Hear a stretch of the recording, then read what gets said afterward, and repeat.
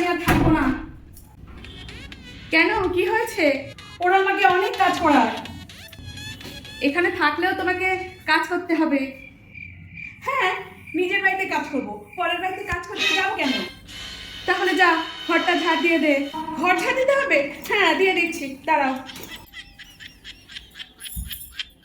ঘর ঝাড় দেওয়া হয়ে গেছে। কি রে, ফোন কি খাচ্ছিস? যা, রান্নাটা বসা। রান্না হয়ে গেছে।